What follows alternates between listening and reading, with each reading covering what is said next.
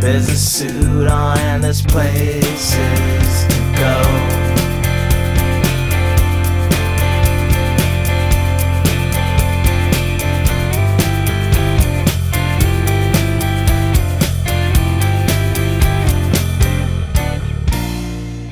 Angine De Poitrine, the band right now that's on the tip of everybody's attention. And they're interesting, man, because I feel like Rick Beato was talking about them. And he was breaking down the fact that they're a microtonal band where the guitarist has a double neck guitar. On the bottom there's a bass, and on the top it's a guitar. But the frets, there's like double the amount of frets, so they're using tones that don't normally happen. And Rick Beato was breaking that down and talking about it, and because he was getting a flood of people just asking him to cover it. And then I saw someone else talking about how that band in particular is a reaction to all this AI music that's happening, and how and how like AI can replicate the basic patterns of music, but these guys are doing something that can't be replicated because it's kind of too bizarre. I'm glad we're talking about this. I watched a bit of it because you weren't the only person that sent it to me. In my brain, I just categorize, it's weird music. I mentioned Captain Beefheart to you in relation, but there was a Japanese band called Burning Stone. I remember my old bass player, Mike Katz, used to be into them, and we would listen to that. And he gave me that CD. Reminded me of Burning Stone a bit. All sorts of bands. That's really interesting. This sort of super avant-garde band, it's presenting, like people are grasping it as this antidote to AI-generated music. Like it's antithetical to AI music. I hadn't thought of that. Yeah, it's interesting. And and I can tell they're very thoughtful too, because I've noticed the last two albums that they've put out, called Volume 1 and Volume 2. The first volume they put out last year, and the one that just dropped is the second volume. They're very short albums. They're like 30 minutes. So they're aware that what they're doing has to be presented in smaller doses, because it's not something that you can just throw on and be like, oh, well, let's go to the fucking store or whatever. It's you have to pay attention to it. But at the same time, what's cool about them is that they're not just doing this avant-garde shit that you can't wrap your brain around. They're sort of presenting it with really interesting rhythms and like grooves. It's like a groove based band, which is what helps make it so palatable, in my opinion. That's what got me, is that what they'll do is they'll start with like a beat at 100 BPMs, like and then to like sort of break it up, by the end they'll double time it, but they'll still be, so the rhythm changes underneath it and gets faster, what they first established in sort of like the slower groove still works underneath this new rhythm that they present. And it's really fascinating, which is why I sent it to you, because these guys aren't, they're definitely gimmicky, but they're very self-aware that it's a gimmick. It was like from what I heard, these guys were playing a show out in, I think it's like Quebec, or they're just some French Canadian band.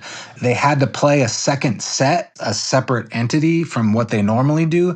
So they built these costumes, presented it as this new thing, and I think that is what took off because it's so bizarre. And they do like the Illuminati sign, and they're hilarious. It's really cool, man. That's kind of ultimately this, I think, the scary thing, being like really like into music and keeping up with the certain trends and things. I think that when you see something like that that's popping off, and you look at the visual presentation, there's this concern that it's the visual presentation that's really the thing that's getting it across, or getting it on, like you said, the tip of people's tongues. But given our day and age, you could kind of say that that's a necessary evil. I think a good comparison, traditional metal, I don't know if I think you kind of like them a little bit, but I don't think you ever really went out and bought their stuff, but like Ghost. Because metal is very aggressive now, and it's been very aggressive for a while. Metal and hardcore and things like that. It's just been in overdrive for 20, 30 years. So to actually have a band that's coming in the metal genre, but sort of reviving like Led Zeppelin kind of stuff, Blue Oyster Cult kind of stuff, and then maybe a little bit more extreme, but having like good vocal technique, really good guitar solos, good song structures and stuff. And it's not a derivative thing like Greta Van Fleet is like a band that's just wholly derivative of Led Zeppelin, and they're popular only because of that. And they got the balls to deny it too. They're like, we don't like those guys. We've never heard of them before. And they listed just the old blues artists that Led Zeppelin, Led Zeppelin we know basically stole from all the old blues artists and other contemporaries. They just listed those people as their influences, which is actually very like postmodern. But Ghost was a band that kind of showed up and was like, look, we're going to carve out a little area in the metal market for a little bit more of a traditional, listenable, hard rock, heavy metal experience. And the only way we can really do it is with these costumes and this over-the-top sort of visual aspect. And that's what I mean when I say that visual aspect, even if it's something that we as older guys, older musicians, might be a little turned off by, in a sense, it's a necessary evil because it's at least getting some good songwriting,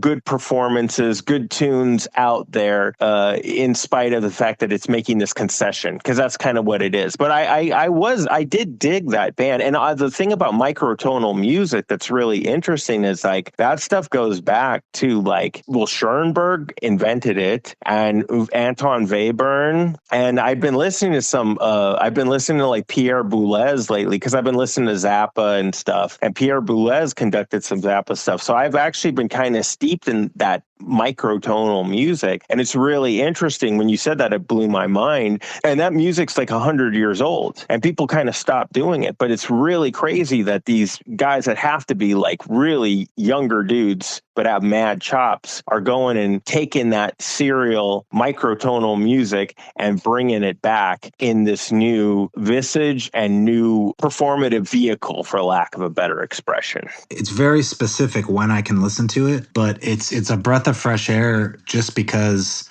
everything that's being created right now isn't very daring and isn't very dangerous. That's what when I say dangerous, I mean like it's not very challenging. Challenging is the best word. Yeah.